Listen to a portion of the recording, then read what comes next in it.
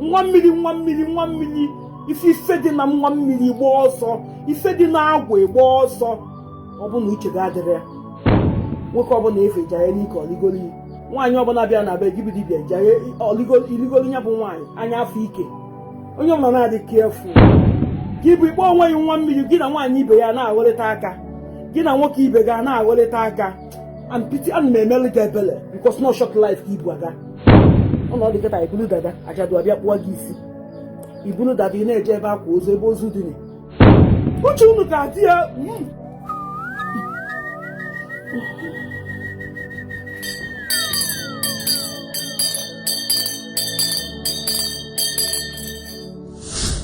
Ị na-alụkwa ọrụ mmụọ, nyochaa onwe gị ọfụma ma na nwaanyị ekele ime ma ọ gị bụ nwaanyị eke ime maọbụ ịdị na-ekozi gị relative gị ga-esubi alụ akpụ onye bụ alụ.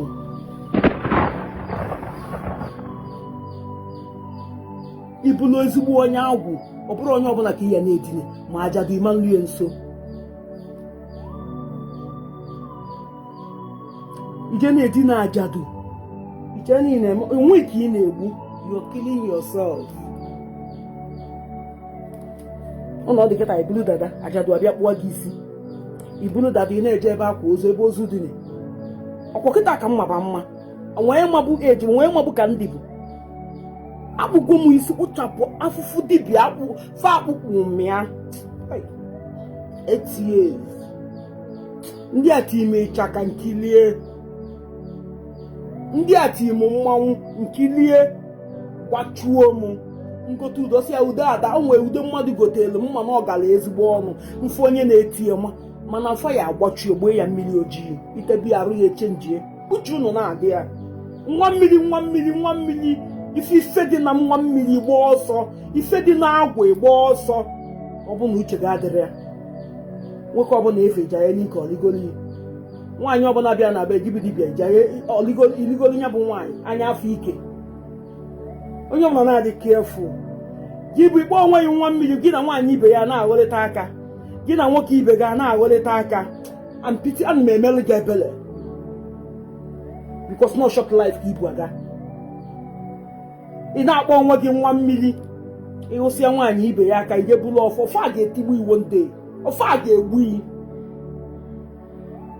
Ị na-akpọ onwe gị Nwa Mmiri na-eje na mmiri mana oke ọgwụ dị be ị nọ n'otu amụsụ, ị ga-anwụ short life.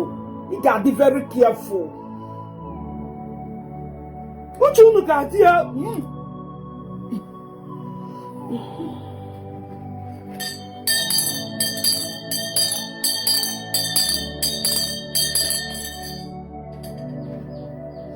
Iche na-eji ife ọbụla dị na mmụọ egwu ejizi ya eme kalikashọ, ejizi ya akpa amụ. Dibia ebu ozi ebube, eze nwaanyị ebu ozi ebube. Enwe ezi egwu akpata oyi ada awe. Ibubu adị ozi na chemba gị, onye ọbụla na-abata ya anyhow.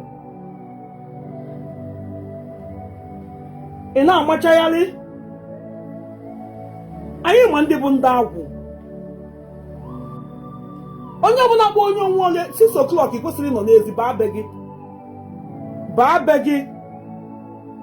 Mmadụ bata ebe gị ibubu adị ya. Onye bata ebe ya a na-afụ ma ndị gba ọtọ ma nke ya etegide ude ka ijele, ọ dị ka ndị mmụọ. Nwoke pụta okolie be gị bụ ebe a na-ekote nwaanyị.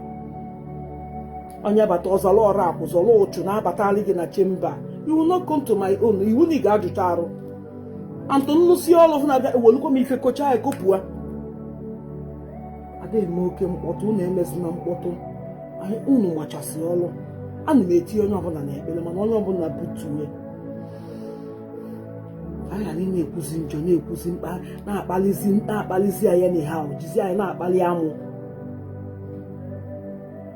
Uche unu dị ya.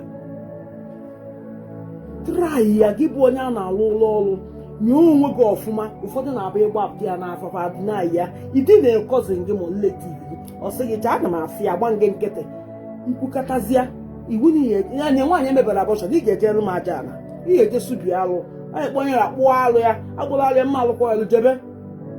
Ụfọdụ na-asị mụ rapụ alụ m ụmụ ike dị na fe kwụrụ mgbe afa mmụọ anọchigo ezi asa ya ekwe mmanụ zonia nna chikina adịmalụ ya ebụrụ nke ya ala ata nụsị ọla sị na ọ gara aga ụfọdụ adịghị ekwu eziokwu inye mmadụ ego mee abọshọn ịdịna ya mana ikwu nne idi na onye gị na-eme ka ihe eje subiala ịkpụrụ arịa okoyi ụmụ ndị na-amara ọma na ibe eme ụgwa